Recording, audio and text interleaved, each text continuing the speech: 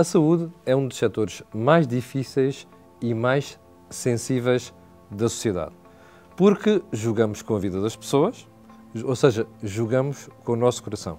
Mas há um debate a fazer por trás disto tudo, que é quanto é que tudo isto custa e, sobretudo, até onde é que nós podemos custear esse custo, passa a redundância, do Serviço Nacional de Saúde. É isso que vamos tentar fazer no programa de hoje com o Ministro do Setor, Paulo Macedo. E não vamos apenas abordar o caso da hepatite C. Vamos estudar o futuro do SNS e também aquilo que é o contributo deste setor para as exportações em Portugal. Dr. Paulo Macedo, muito obrigado por vir à Cor do Dinheiro. Obrigado pelo convite. Já está mais calmo, já está mais tranquilo depois da última semana que teve?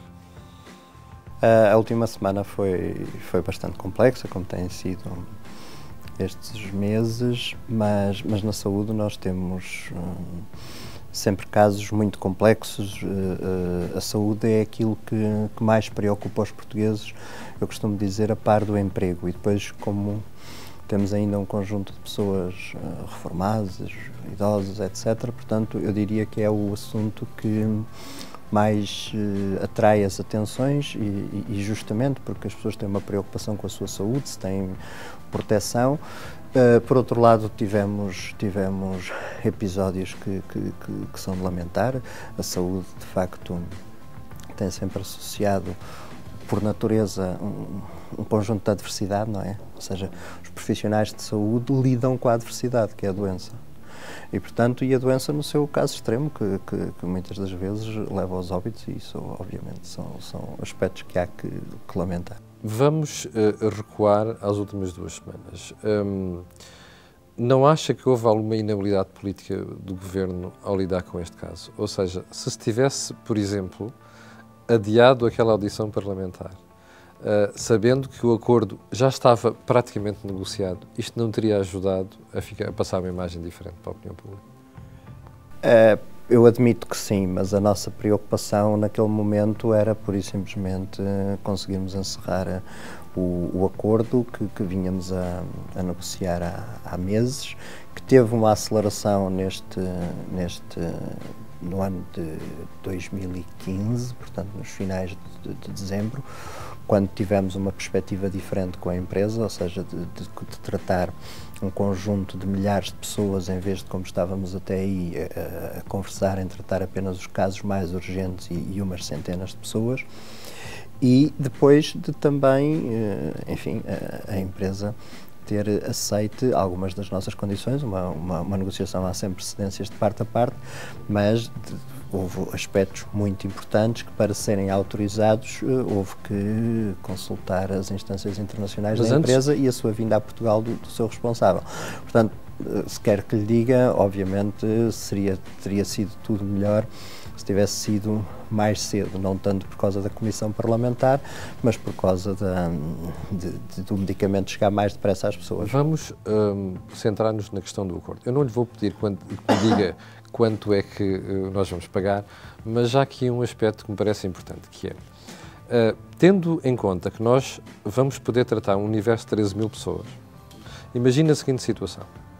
Daqui a um ano, a concorrência da Gilead, que é o laboratório que estamos aqui a falar, coloca no mercado produtos alternativos, ou seja, medicamentos que funcionam, tal como aquele, mas a um preço substancialmente inferior. O Ministério da Saúde é obrigado a manter o contrato com a Gilead ou pode recorrer a outros fármacos mais baratos que, entretanto, surgem? Nós podemos recorrer a outros fármacos mais baratos que, entretanto, surgem. Ou seja, nós temos um valor previsto para tratamento de doentes, mas não temos a obrigação de tratar 13 mil doentes. O que nós fizemos foi querer abranger esse número de doentes face aos que temos registados. Ou seja, o que é que nós sabemos? Sabemos que esses 13 mil doentes que estão registados não vão todos beneficiar, ou seja, não vão todos ter indicação para esse tratamento e, portanto, será um número menor que será tratado, mas também, entretanto, aparecerão outros doentes que o tratamento poderá ter efeito. Portanto, nós quisemos ir para um número mais elevado. Aliás, havia vários números, quer aventados pela própria empresa, quer por associações de doentes, que, digamos, as necessidades mais abrangentes seriam de 5.000 doentes. Ora, nós temos vários estádios e, portanto, 5.000 doentes serão aqueles que nós entendemos que, e a companhia e vários especialistas, aliás, especialistas mais imediatos, mas não apenas os casos emergentes, mas os casos que poderão beneficiar mais. Isto é uma grande diferença com este acordo. Nós não estamos a tratar apenas e não negociamos apenas tratar os casos que estão das pessoas mais vulneráveis, das pessoas mais débeis, onde precisavam mais do medicamento, mas onde os resultados possivelmente poderiam não ser tão bons, e vamos beneficiar um conjunto mais alargado de pessoas que essas sim vão poder ter uma hipótese de cura muito significativa, porque aliás, como sabem, a hipótese de cura do medicamento, a probabilidade de cura é cerca de 95%, e nós negociamos para a cura. Nós negociámos a cura no sentido de que, primeiro, quisemos negociar por doente tratado, ou seja, não quisemos estar a negociar os doentes que consomem caixas de comprimidos durante 8 semanas, ou durante 12, ou durante 24, com preços diferentes. Quisemos, e portanto, ter um preço para cada um, quisemos negociar por tratamento. Quisemos negociar não só para o medicamento Sofosbuvir, mas para o novo que tem uma associação e que evita tomar outro medicamento, e portanto o preço também é indiferente, portanto para um medicamento ou para outro. E portanto este é um grande progresso em termos de equidade, porque não queremos que de maneira nenhuma se fosse pensar que preferíamos tratar, ou que no hospital podia preferir tratar o doente que tem menos semanas de tratamento, ou que necessitaria depois de mais semanas de tratamento e, portanto, teria que estar a pedir nova autorização, fazer nova negociação com o hospital, portanto, isso ficou eliminado. Mas deixa-me perguntar-lhe uma coisa. A informação que nós temos é que o preço final para o tratamento ficou muito abaixo dos 28.000 euros. Ora bem, eu não vou pedir ao Ministro que revele valores confidenciais, mas a pergunta é inevitável. Então, se conseguiu pôr o preço tão abaixo dos 28.000 euros, porque é que isto não ficou decidido mais cedo? Porque nós estivemos a discutir para além do preço, estivemos a discutir estas questões, como eu disse, que são por tratamento. Isto é a primeira vez que fazemos em Portugal. Mas acha que a pressão que houve sobre a empresa ajudou a apressar um acordo? A pressão que houve sobre a empresa também ajudou a apressar o acordo. Agora, não tem qualquer comparação com a pressão entre o que foi feito entre o Governo e a empresa. Ou seja, noutros países o que nós vemos é as pessoas manifestarem-se à porta da empresa, exigirem condições. E aqui protestaram na Comissão Parlamentar? Todos as Sente-se injustiçado por isso? Sinto que as pessoas têm uma ansiedade e pedem sempre ao Governo que resolva todos os problemas, e aqui o Governo tem uma responsabilidade. E o dinheiro não é do Governo, o dinheiro é do contribuinte. Portanto, quem paga o Serviço Nacional de Saúde são os contribuintes portugueses. Portanto, estes medicamentos, aliás, disse uma vez, este medicamento que nós achamos que foi um bom acordo e que vai tratar muitas vidas e muitas pessoas, e isso é o essencial, vai direito dos bolsos dos contribuintes para os bolsos da Guila. Muito bem. O Dr. António Ferreira, o Presidente do Hospital de São João, porventura o hospital mais bem gerido de Portugal, o Hospital Público, dizia hoje que acha vergonhoso que a empresa tenha tentado ter lucros da ordem dos vários milhares de % com o valor que estava fixado. Ora bem, na conversa que eu tive com a empresa, o argumento deles é o contrário. Bom, quanto é que custa um transplante? Quanto é que custa manter este doente eternamente como doente crónico? Ora bem, se custa 100.000 ou se custa 110.000, então o preço da cura definitiva também devia ser este. Concorda com este argumento? De maneira nenhuma. Senão a penicilina tinha que custar 100 vezes mais ou 500 vezes mais, não é? Senão a água, portanto, nos sítios em que é escassa, deveria ser vendida por 1000 vezes mais. Ou seja, eu não posso pagar por um bem apenas a sua utilidade. Tem que haver alguma equidade e, sobretudo, não estamos num negócio onde se vende uma mercadoria qualquer. Nós estamos a falar de produtos que derivam de uma investigação que é muito cara, mas que podem salvar vidas humanas. E, portanto, os argumentos não podem ser os mesmos do que se vendesse outro tipo qualquer de mercadoria. E que, neste caso, aparentemente está mais do que pago pelas contas da empresa, como referia, aliás, o Dr. António Ferreira. De acordo com os números que têm vindo já das vendas e quanto é que custou a empresa... Estão no site da empresa, aliás. E por isso, quer dizer, muitas das vendas neste momento, desta e de outras empresas, são basicamente, as vendas são iguais a lucro. Literalmente. Porque se eu já paguei os custos de investigação e quando os custos de produção, não sei se são aqueles que vêm na bibliografia internacional ou não, mas que são de $1, $2 por comprimido, que são depois posteriormente vendidos a $1.000, portanto há aí uma... É imoral. Dr. Paulo Macedo, vamos perspectivar o futuro do SNS nestes problemas. Quando foi do episódio da paramiloidose e com o medicamento Tamiflu, nós vimos já esta guerra entre o SNS e uma farmacêutica. Agora aconteceu com a Gilead. É muito provável que nos próximos anos nós assistamos a medicamentos, a fármacos novos, que custam muito dinheiro em várias áreas, nomeadamente no cancro. Ora bem, este dilema que nós tivemos agora com a Gilead, no tratamento da hepatite C, vai se repetir noutras áreas. Sim. Agora vamos fazer contas. Se com este medicamento nós gastaríamos com o preço inicial 1.000 milhões de euros, que é equivalente... Ao longo de vários anos. Com os outros medicamentos nós poderemos ter a repetição de vários milhares de milhões de euros. Como é que o SNS vai pagar isto? Pois, portanto, a negociação com o Tafamidis, O Tamiflu também foi para a gripe e também sim, foi um valor, mas foi um valor também muito significativo na altura que Portugal se teve que abastecer para fazer face a uma eventualidade de uma pandemia pior do que aquela que se verificou. O que nós entendemos é que este tipo de inovação é indispensável que entre no Serviço Nacional de Saúde. Portanto, nós não podemos discutir se vamos ter a entrada destes medicamentos ou não. Agora, vamos ter que discutir a que preços é que os vamos introduzir no Serviço Nacional de Saúde e, por isso, a preocupação, aliás, não é apenas portuguesa, que uma das vozes que se levantou em simultâneo com a voz portuguesa foi a França, não é? Um país muito mais rico que nós, que disse que, pura e simplesmente, o preço deste medicamento e outros similares poriam em risco o Sistema Nacional de Saúde francês. Enquanto nós o perspectivamos, não é? Que é um sistema universal, tendencialmente gratuito e geral. Aliás, repare, uma das coisas que nunca teve em cima da mesa foi nós irmos cobrar alguma coisa ao doente, ou seja, por exemplo, numa comparticipação, como temos, por exemplo, no caso do ambulatório, não é? E, portanto, nós, uma das condições sempre que esteve em cima da mesa é, face a estes valores, o Estado participar com 100% do Mas isto é um debate que tem que se fazer em Portugal. É um debate que se tem que fazer e de uma forma, eu diria, que tem que ser desmultiplicado em várias frentes. Primeiro, como é que se vai fazer uma negociação internacional e posições internacionais que permitam ter interlocutores junto das multinacionais farmacêuticas que permitam ter esta inovação a preços razoáveis, e aqui também temos alguns problemas que se levantam, porque é que de facto estes medicamentos com bastante eficazes, mas têm preços muito mais elevados do que há uns anos atrás.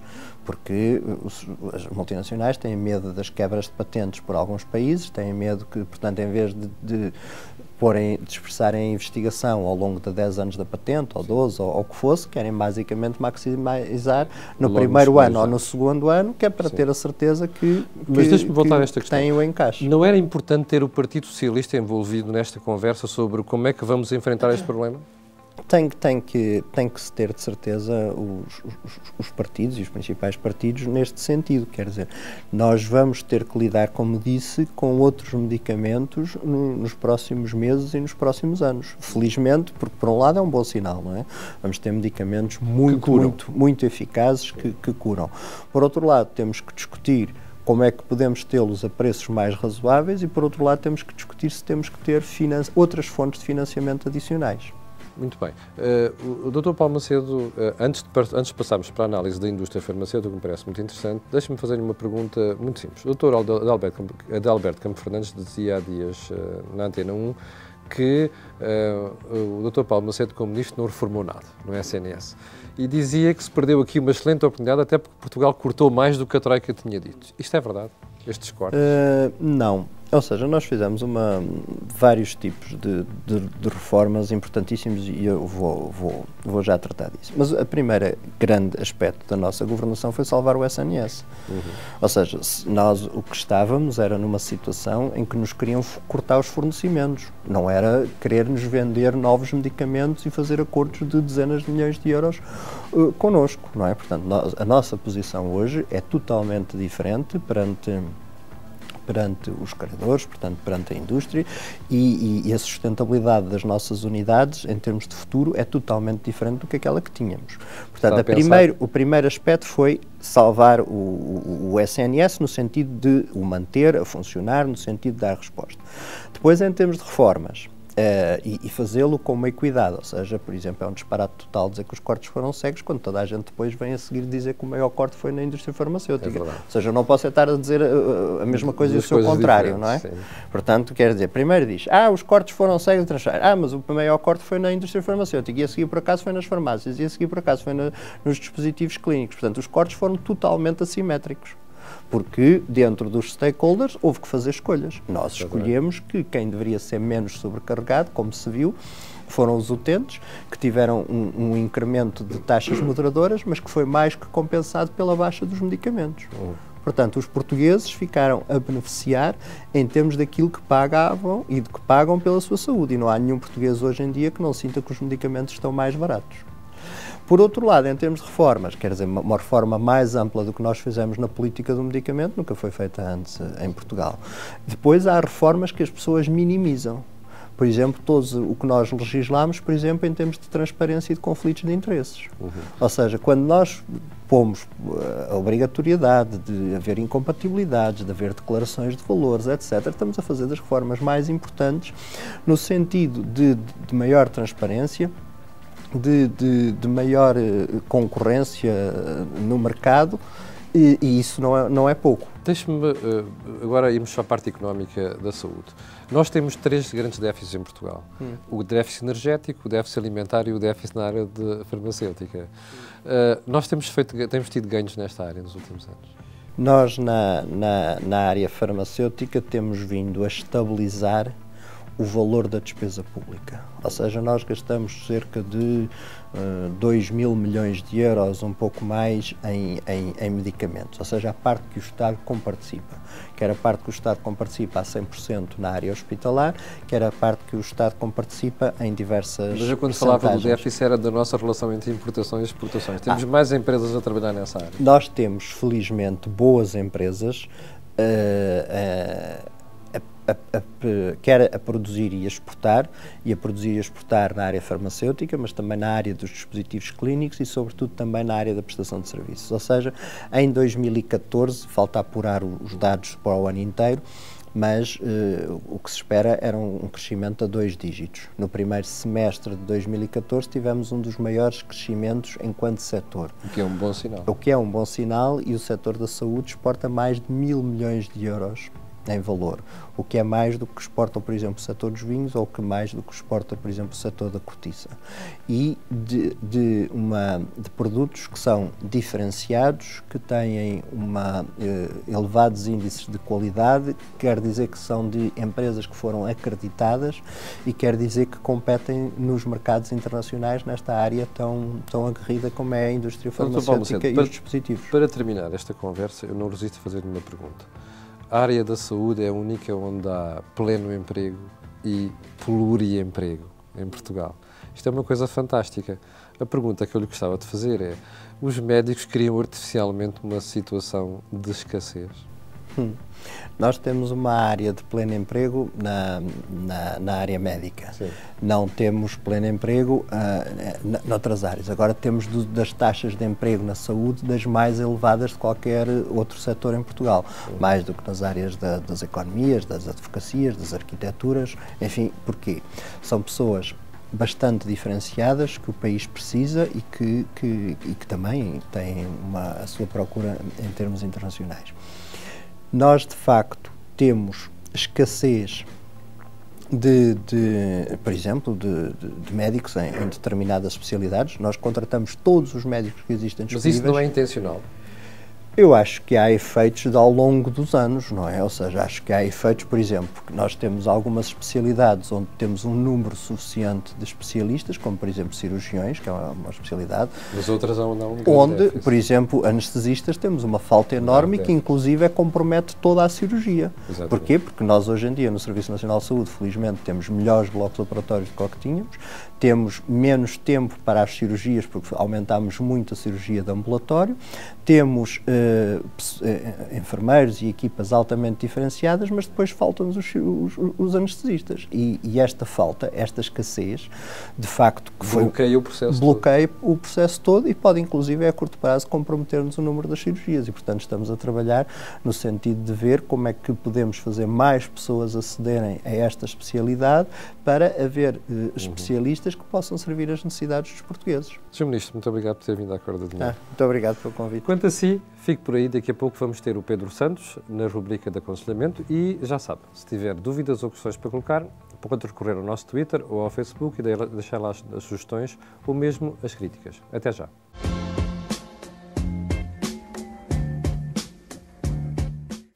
E chegou o momento do aconselhamento. Esta semana temos connosco Pedro Santos, administrador da UNBIS. Pedro, vamos voltar às empresas. Começamos por onde? Por Angola? Sim. Tinha ficado pendente há 2 semanas. Sim. Vamos abordar o tema da exportação e também do investimento estrangeiro em Portugal ligado às empresas.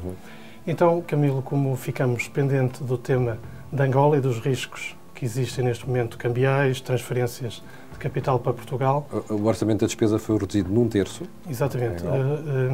O governo angolano fez uma alteração ao orçamento em que o preço de referência do barril do dólar para o orçamento deste ano tinha sido feito na ordem dos $80, foi reduzido para metade, o que fez com que o orçamento disponível baixou um terço, o que irá certamente afetar empresas portuguesas que estão com obras públicas e com conjunto... Lá, e mesmo quem quer exportar para Angola. Investimento direto lá. Mas há uma boa notícia que tem a ver com a liberalização dos câmbios. Sim. Essa é uma boa nova que foi num decreto que foi publicado a semana passada, em que permite liberalizar aos bancos angolanos a compra de divisas no mercado internacional. O que é que se passava até aqui, Camilo? Qualquer fatura de uma empresa portuguesa que fosse dada a instrução ao banco para transferência... Tinha que ir ao Banco Nacional de Angola. O banco angolano, qualquer banco, tinha que pedir autorização da fatura com o contrato ao BNA, Banco Nacional de Angola. O que desde logo era um processo burocrático, demorado, e porque havia o objetivo de limitar as transferências, no fundo, controlar o branqueamento de capitais e as transferências para o exterior. Esse processo, tendo sido liberalizado, acredito que é uma boa notícia para as empresas portuguesas que estão a exportar, embora os riscos da desvalorização no mercado de rua, no mercado informal, até aqui sejam elevados. Câmbio, é quase 50% da desvalorização das últimas semanas. O câmbio do Kwanza referente ao dólar tem uma paridade de $1 aproximadamente 100 kwanzas. Chegou a 150 kwanzas no mercado informal em função da falta de liquidez e da procura no mercado. Isto é um risco para as empresas portuguesas também. Existe um risco grande, ou seja, aquilo que nós dizemos nos investimentos particulares, nas empresas também. As empresas não devem estar dependentes de um único mercado, em função de riscos, e sobretudo mercados que têm maior risco. Por um lado, o facto de poderem criar uma estrutura nesse mercado, não só exportando, mas internacionalizando, também permite que não estejam dependentes destes fluxos cambiais. E, curiosamente, em alguns setores como a construção, há muitas empresas que estão neste momento dependentes de Angola, da Venezuela, da Argélia e, inclusive, de alguns países do Golfo. Ou seja, tudo países que têm problemas com divisas de petróleo. Da Líbia e de outros, claro. Exatamente. Portanto, é preciso muito cuidado nessa área também. Pedro, temos ainda mais um assunto em matéria de exportação. Sim, neste caso, o investimento direto em Portugal. E tem a ver com... vistos dourados. Vistos dourados e tem a ver com o defraudar das expectativas de investidores estrangeiros em Portugal. E então, relativamente aos vistos dourados, como os telespectadores se lembram, em outubro passado existiu o escândalo relativamente ao processo de corrupção na atribuição dos vistos. O que se passa é que a atribuição dos vistos passaram de 200 em média por mês para cerca de 80 em dezembro, uma fortíssima redução da atribuição de vistos gold. Isso tem um efeito direto no investimento direto estrangeiro em Portugal. Existem já associações de chineses, que foram cerca de metade dos vistos atribuídos até à data, que dizem que os chineses estão a virar-se para a Espanha em função da morosidade da atribuição dos vistos Gold, porque já compraram casas, alguns e não conseguem entrar no país pela dificuldade na emissão destes vistos. Apenas por processos administrativos. Não? Ou seja, políticas muitas vezes que favorecem o investimento estrangeiro, mas se não forem devidamente agilizadas, causa de fraude à expectativa dos investimentos. E há um outro caso que eu queria referir, que através da nossa empresa OneBiz temos acompanhado alguns clientes que têm a ver com a aquisição de casa em Portugal em empreendimentos turísticos. Que estavam isentos de IMT e de imposto de selo. Exatamente. Perdão, imposto de selo. O que se passou é que, durante vários anos, investidores europeus e estrangeiros compraram as casas com base nessas expectativas. Em empreendimentos turísticos, deixando a casa para exploração turística, com a promessa e a garantia escrita do fisco, é bom de realçar isto. Ou seja, com a liquidação a zero, que fizeram a escritura ao abrigo dessa lei, não liquidando esses impostos. O que se passa é que o fisco, este ano, o ano passado e este ano, está a notificar todos estes proprietários estrangeiros que adquiriram nos últimos anos casas em empreendimentos turísticos. Estás a ver, Camilo, como é que um cidadão sueco... Estamos a dizer ou às alemão, pessoas que não se pode confiar no Estado português. Basicamente isto. Como é que um estrangeiro pode compreender que as finanças deem um direito e vêm retirar esse direito por uma mera interpretação administrativa? Não está em causa essa interpretação ou o acórdão poder ou não estar correto. Está em causa o nome de Portugal, a imagem de Portugal e a confiança que damos aos estrangeiros que querem investir no nosso país. Num país que precisa dramaticamente de investimento estrangeiro. Exatamente. Portanto, fica aqui uma nota aos responsáveis para poderem rever estes assuntos. Pedro, conto contigo na próxima semana, onde todos os assuntos vamos falar do Banco de Fomento e do apoio que vai considerar as empresas. Obrigado. Quanto a si, já sabe. Se tiver dúvidas, questões ou mesmo sugestões a fazer, pode ir ao nosso Twitter ou ao Facebook. Deixa-as lá ficar que nós seguiremos atentamente. E quanto ao resto, a cor do dinheiro sempre e aqui na RTP Informação. Venha daí.